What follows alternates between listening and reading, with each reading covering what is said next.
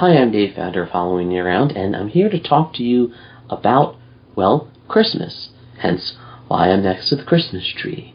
I love Christmas movies, and for today's video, I want to review what I think will become a classic Christmas film, Robert Edgar's Nosferatu.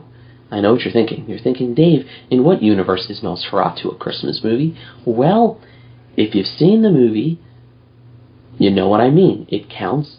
It counts. They mention at least a couple times that it's Christmas time, and we even see a Christmas tree, which it's set in 1830s, 40s Germany, and that was the place where the custom of the Christmas tree originated. So, it's the holiday season. I'm sitting here next to the Christmas tree, and I wanted to just take this opportunity to talk about what is one of, if not my absolute favorite horror movie or movie of the year, Robert Edgar's Nosferatu.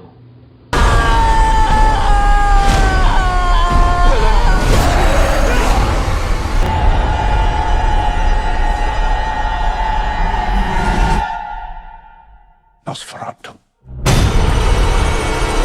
So I could just sit here and say that it's a masterpiece and end it there, but that would be, while that would be true, it would be a cop-out because I wouldn't really be getting into why. I've been a huge fan of Robert Eggers ever since I saw The Witch. That movie kind of blew me away, both as a fan of horror and a former history teacher. I loved the melding of, the horror and suspense with an insane attention to detail, especially when it comes to historical accuracy.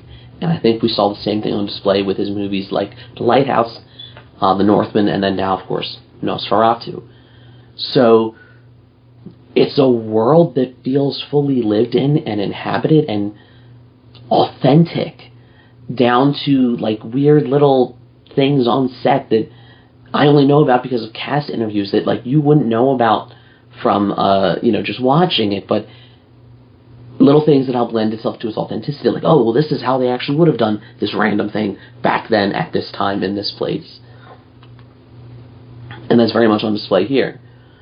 So for those familiar with both Nosferatu and Dracula, little brief history. Nosferatu, the original 1922 film, the oldest adaptation of Dracula, was infamously not authorized. It violated the copyright. They did not have the permission. They changed the names of all the characters, but Bram Stoker's widow, Florence Stoker, famously sued them and then ordered all the prints to be destroyed. Most of them were, and the only reason the movie survives today is because people stitched together remaining ones that they had. So, the Robert Eggers movie, if you're familiar with Dracula movies, it's going to feel strange because it draws inspiration both from the original Nosferatu as well as the Dracula lore. So, in a weird way, it almost feels more Bram Stoker's Dracula than it does Nosferatu, because you've got the Jonathan Harker character in this movie. He's called Thomas. He's played by Nicholas Hoult. His wife is Lily Rose Depp, who in this movie is Ellen. But the whole time I'm watching it, I'm just in my head. They're Jonathan Harker and Mina, and that's Arthur Holmwood, and that's Dr. Seward, and that's Van Helsing. Even though they have different names here, it is basically the Dracula story. You have the real estate agent traveling to Transylvania, where he meets the Count. Count's buying something back in, here, Germany, rather than London. He's trapped there. Count goes back, goes after his wife. Group of people get together to fight the vampire, and, the rest is history. I'm sure you've seen an adaptation of Dracula before. Where this movie differs, I think, is one in, like I said, the aforementioned, the insane attention to detail and just the set design and production design that makes you feel like you are really traveling back in time in a way that Bram Stoker's Dracula never did. To be fair, that movie had a much lower budget and had to be shot on sound stages, so they couldn't recreate everything. That one also, and this is going to sound strange, Bram Stoker's Dracula felt more art house, and this feels more like a film, if that makes sense. But I'm not here to compare them. That's for a different video.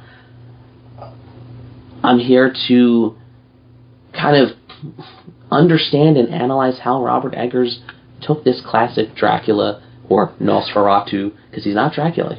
He's Orlock. He takes this classic story and he makes vampires scary again. And it all comes down to the way he shows, Count Orlock, which I'm not going to get into spoilers. All I will say is that you don't see that much of Orlock, at least not at first. It kind of eases you in, and it builds tension up to, like, his final reveal, like when you actually see him. And even though it's a little hard for me to take, this is my personal baggage, he looks like Robotnik. I couldn't help but feel like he looks like Jim Carrey's Robotnik, because he's bald and he has a big bushy mustache, and, I haven't seen the new Sonic yet, but I saw the trailers for it, so that's in my mind. He's scary, and there's this almost... There's always been a hypnotic quality to Dracula, and I think Bill Skarsgård does a really good job of blending the, shall we say, the monstrous aspects with the kind of seductive, hypnotic aspects that you might see, in what Bela Lugosi brought to it, or what Gary Oldman did when, he de-ages.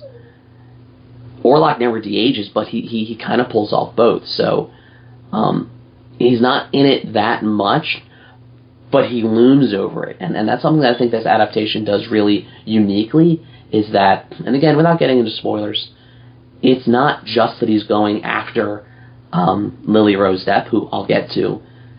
It's that he brings with him this, like, plague to Germany, and I really like how this is an adaptation that show he's affecting the whole area. It's like his very presence is a curse, and I feel like this version of Nosferatu or Dracula explored that in a way that no other adaptation I've previously seen has done.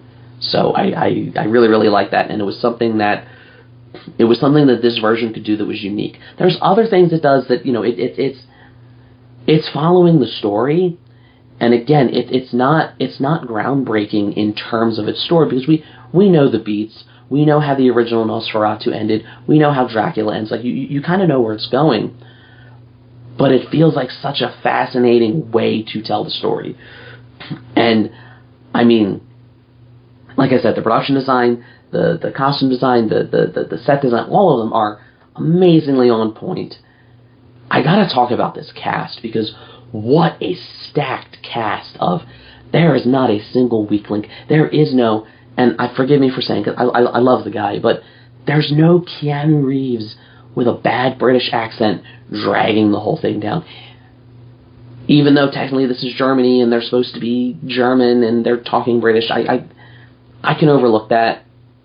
But every single cast member here, between, Bill Skarsgård's going to get all the attention, as Orlock, but Nicholas Hoult as our Jonathan Harker or Thomas, Lily Rose Depp, who I think she and Willem Dafoe, I think, really kind of just steal the movie. Like, every single scene they're in is amazing. Lily Rose Depp, she's, definitely comes from acting royalty, with her dad, and she inherited his acting talent.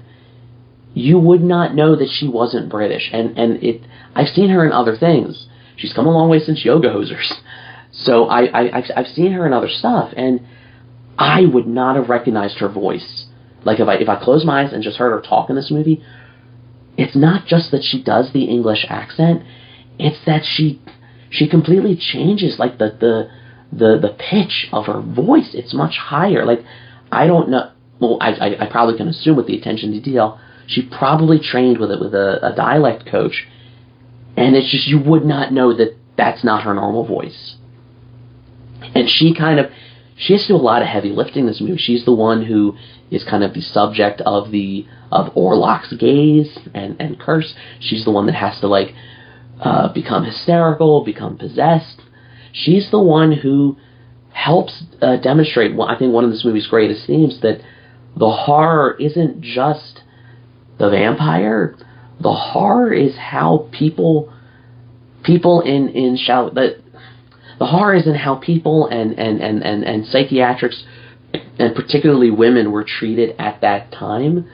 It's kind of played for, don't dark humor laughs where the doctor's like, oh, well, here's some opium. Well, just tie her up then. Just tie her up then. And you're kind of hard, like, oh my God, that's a horrible way. That's how you're treating patients? And then you realize this is disturbing because this is actually how they did it back then. And it wasn't that long ago that they stopped doing it. So I think Bill Skarsgård, yes, deserves a lot of the praise and attention, but Lily Rose, if anyone else should be nominated for this movie, it's Lily Rose Depp. And then you've got Aaron Taylor Johnson and Emma Corrin in supporting roles, and they, I really love them. I thought it was funny. I just saw Aaron Taylor Johnson in Craven, a not-so-good movie, so I'm glad to see that he's in this. Likewise, I'm happy for Bill Skarsgård that the success of Nosferatu and the acclaim around his performance will make everyone forget about The Crow, which, while I didn't hate it, I can't pretend is a good movie. Now we gotta talk about Willem Dafoe, who this is his third time working with Robert Eggers, and he knows what he's doing. He is every bit as eccentric and insane as Anthony Hopkins was in Bram Stoker's Dracula. The difference is, I feel Willem Dafoe feels more grounded and feels more like a real person. An eccentric, odd person, but a real person nonetheless. So again, every scene he's in, and especially when he's on screen with Lily Rose Depp, when he's treating her for her affliction, and he's the one who's like, actually, I think it's a vampire. And they're like, what you talking about, Willis? The two of them steal the movie.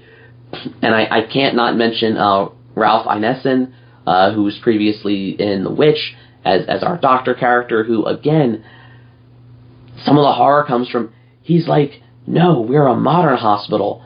We just give people opium and tie them down, but we draw the line at locking them in cells.